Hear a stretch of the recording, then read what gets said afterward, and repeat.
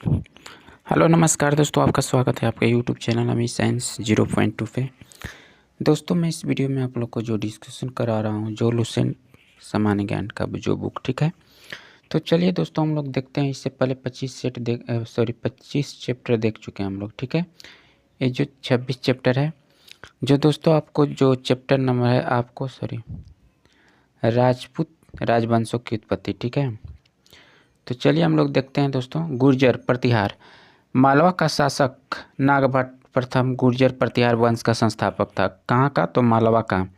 मालवा का शासक जो था नागभट्ट प्रथम गुर्जर प्रतिहार वंश का संस्थापक था, ठीक है।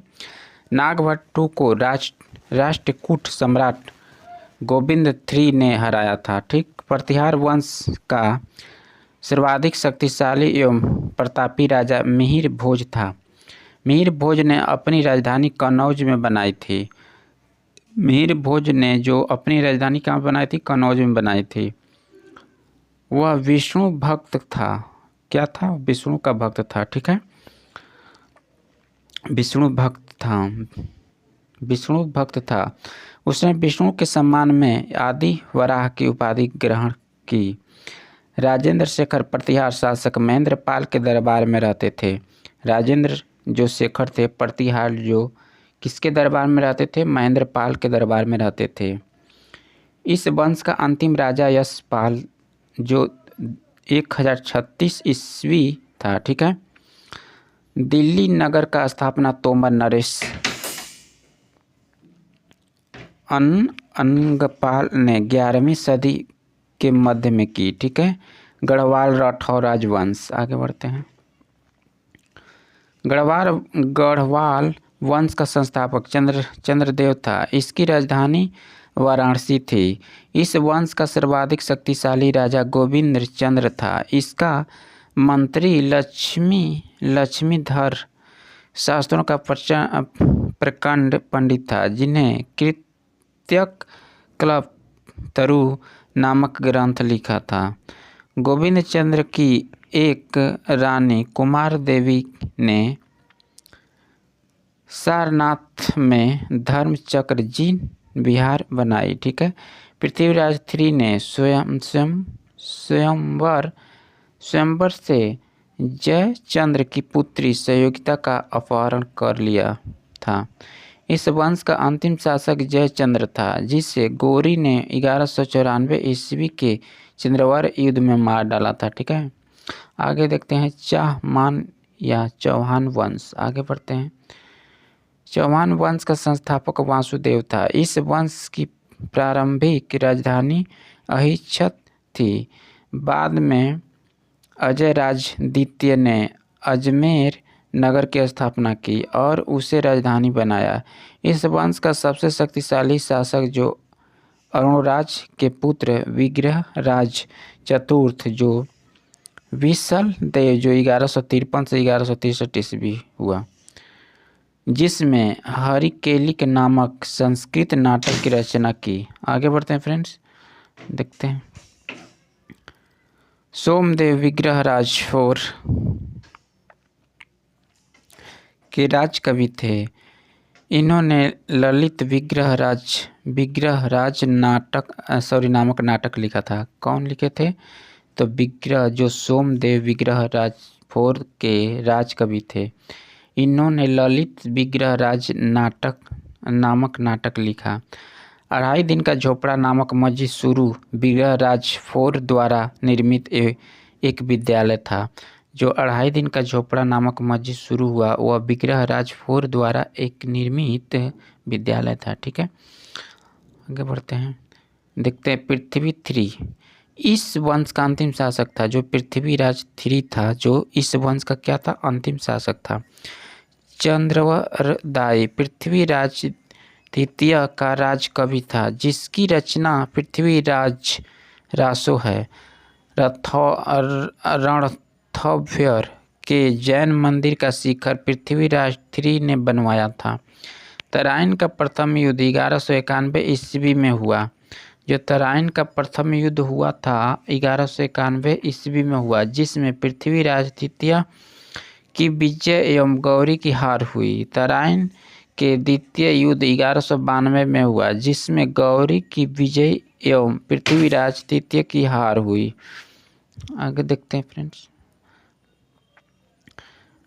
परमार वंश का संस्थापक उपेंद्र राज था। इसकी राजधानी धारा नगरी थी।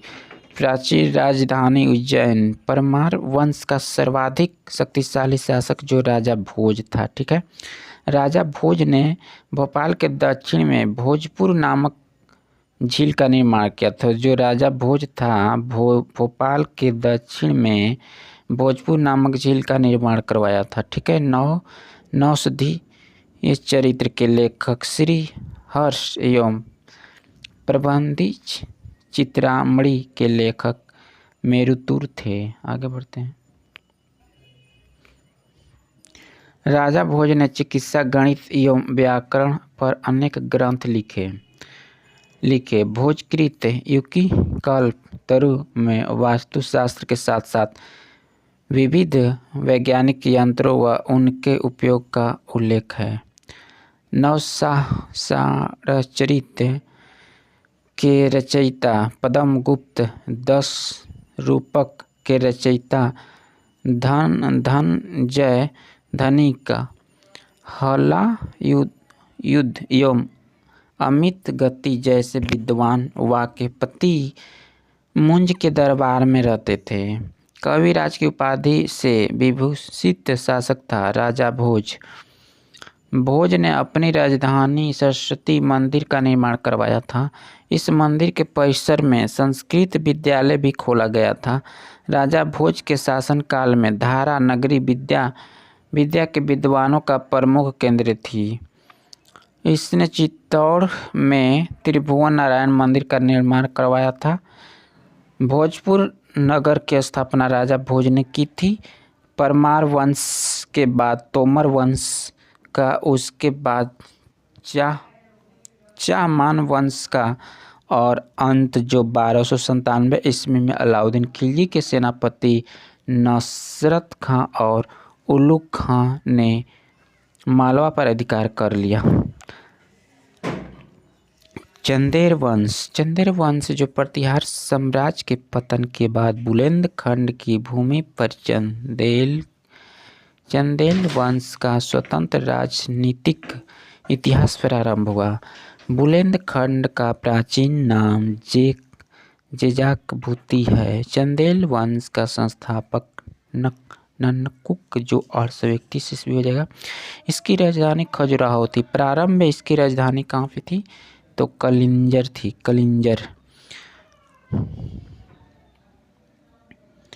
महोबा थी। राजा धंग ने अपनी राजधानी कलिंजर से खजुराहो में स्थानांतरित की थी। चंदेल वंश का प्रथम स्वतंत्र एवं सबसे प्रतापी राजा यशोवर्मन था। यशोवर्मन ने कन्नौज पर आक्रमण कर प्रतिहार राजा देवपाल को हराया था।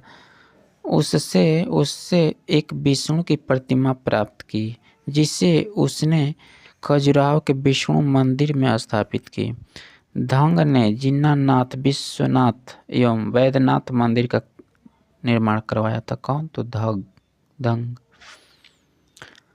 कंदरिया महादेव मंदिर का निर्माण धंग देव द्वारा 999 ईस्वी में किया गया। धंग ने गंगा यमुना के संगम में शिव की आराधना करते हुए अपने शरीर को त्याग दिया था। धंग जो था। चंदेल शासक विद्याधर ने कन्नौज के प्रतिहार शासक राजपाल की हत्या कर दी, क्योंकि उसने महमूद के आक्रमण का सामना किए बिना ही आत्मसमर्पण कर दिया था। विद्याधर ही अकेला ऐसा भारतीय नरेश था जिसने महमूद गजनवी की महत्वाकांक्षाओं का सफलतापूर्वक प्रतिरोध किया।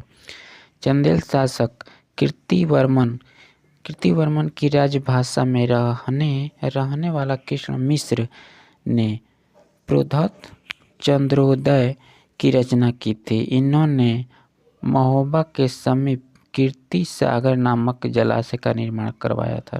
ठीक है किया था।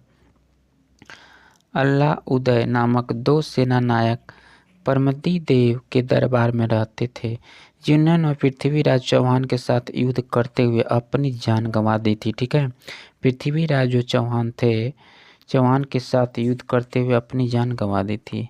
अल्लाह उदय नामक 2 सेना नायक। ठीक है, आखिर चंदेल वंश का अंतिम शासक परमदी देव ने 1202 ईस्वी में कुतुबुद्दीन ऐबक की अधीनता स्वीकार कर ली। इस पर उसके मंत्री अजय देव ने उसकी हत्या कर दी।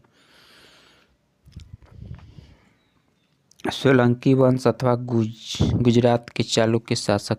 सोलंकी वंश के संस्थापक मूलराज प्रथम था। इसकी राजधानी अनिहलवाड़ थी।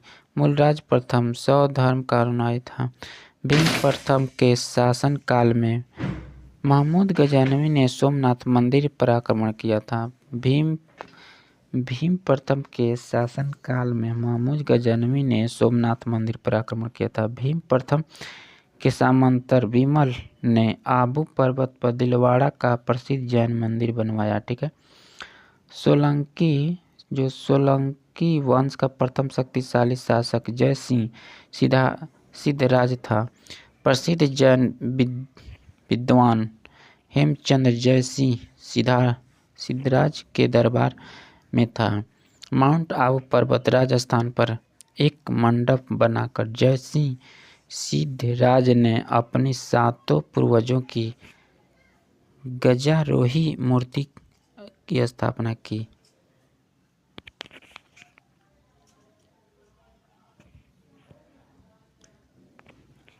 मोढेरा के सूर्य मंदिर का निर्माण सोलंकी राजाओं के शासनकाल में हुआ था। सिद्धपुर में रुद्र महाकाल के मंदिर का निर्माण जय सिंह सिद्धराज ने किया था। सोलंकी शासक कुमारपाल जैन मतानुयायी था। वह जैन धर्म के अंतिम राजकीय प्रवर्तक के रूप में प्रसिद्ध सोलंकी वंश का अंतिम शासक भीम द्वितीय था।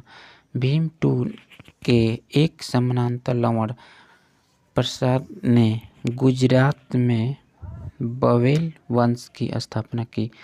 बवेल वंश का कांटू गुजरात का अंतिम हिंदू शासक था। इसने अलाउद्दीन खिलजी की सेनाओं का मुकाबला किया था। कलचुरी चेंदी राजवंश। कलचुरी वंश का संस्थापक कोक्कल था। इसकी राजधानी त्रिपुरी थी।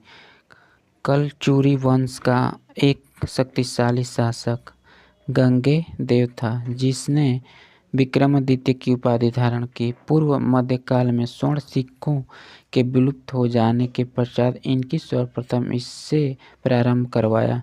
कलचुरी वंश चुरी सबसे महान शासक कर्णदेव था, जिसने कलिंग पर विजय प्राप्त की और त्रिकलिंगधिपति की उपाधि धारण की। प्रसिद्ध कवि राजेश्वर कलंचुरी के दरबार में रहते थे। सिसोदिया वंश। सिसोदिया वंश के शासक अपने को सूर्यवंशी कहते थे, जो मेवाड़ पर शासन करते थे। मेवाड़ की राजधानी चित्तौड़ थी। अपनी विजयों के उपलक्ष्य में विजय स्तंभ का निर्माण राणा कुंभा ने चित्तौड़ में करवाया था। खतौली का युद्ध 1518 ईस्वी में राणा संगा एवं इब्राहिम लोदी के बीच हुआ था। ठीक है दोस्तों,